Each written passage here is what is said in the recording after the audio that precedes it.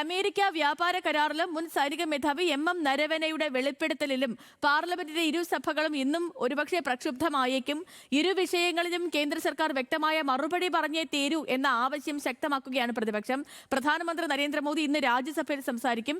നന്ദിപ്രമേയ ചർച്ചയിൽ മറുപടി പറഞ്ഞാണ് പ്രധാനമന്ത്രി സംസാരിക്കുക. ശരത്ലാൽ വിവരങ്ങളുമായിട്ട് നമുക്കിപ്പം ചേരുന്നുണ്ട് ഡൽഹിയിൽ നിന്ന്. Sarath, good morning.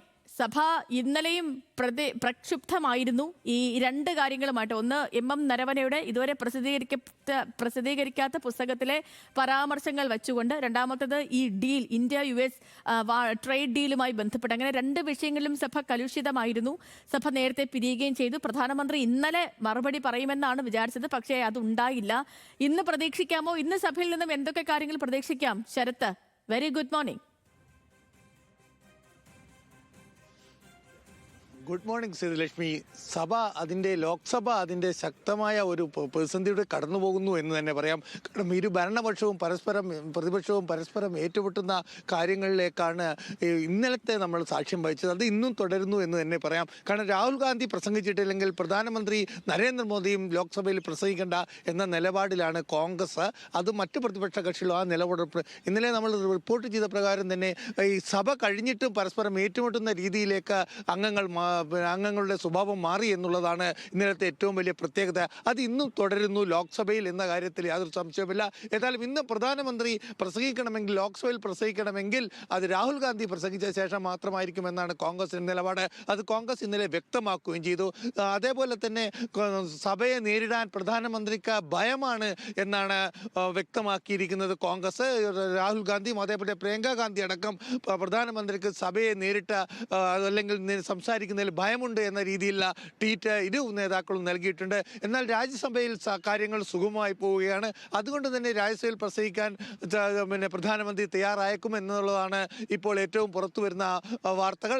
എന്നാലും ഒരു കാര്യം ഉറപ്പാണ്, ലോക്സഭയിലാണ് പ്രധാനമന്ത്രി സംസാരിക്കേണ്ടത്. ലോക്സഭയുടെ ചട്ടമനുസരിച്ച് സഭാ നേതാവ് തന്നെ നന്ദി പ്രമേയ ചർച്ചയിൽ പങ്കെടുത്ത് സംസാരിക്കണം. അതുകൊണ്ട് തന്നെ ഇന്ന് ലോക്സഭയിൽ പ്രധാനമന്ത്രി സംസാരിക്കുമോ അല്ലെങ്കിൽ സംസാരിക്കുന്ന കാര്യത്തിൽ ഇതുവരെ കൃത്യമായ ഒരു ഭരണപക്ഷത്ത് നിന്ന് പാർലമെന്റ് കാര്യ മന്ത്രി ഇക്കാര്യം വ്യക്തമാക്കിയിട്ടില്ല.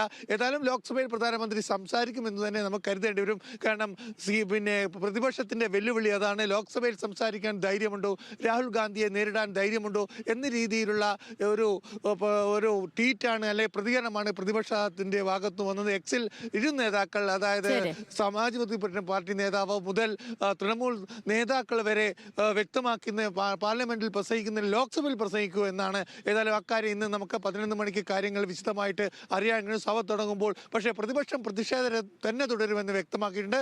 സസ്പെൻഡ് ചെയ്യപ്പെട്ട 8 എംപിമാർ ഇന്നും രാവിലെ സത്യാഗ്രഹം ഇരിക്കുമെന്നും വ്യക്തമാക്കിയിട്ടുണ്ട്. സഭയിൽ നടക്കാൻ പോകുന്ന കാര്യങ്ങൾ. ചേർത്ത് മറ്റൊരു കാര്യം, ഈ രവനീത് സിംഗ് ബിട്ടുവിന്റെ കാര്യം എന്തായി? പ്രതിഷേധത്തിലാണോ ഇപ്പോഴും ഈ വിഷയം?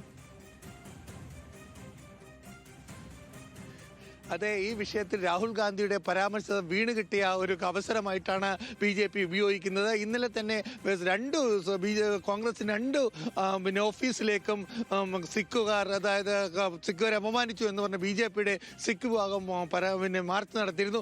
ഇന്നും പ്രതിഷേധം തുടരുമെന്നാണ് അവർ അറിയിച്ചിരിക്കുന്നത്. പഞ്ചാബിലും പ്രതിഷേധം തുടരുമെന്നാണ് അവർ അറിയിച്ചിരിക്കുന്നത്.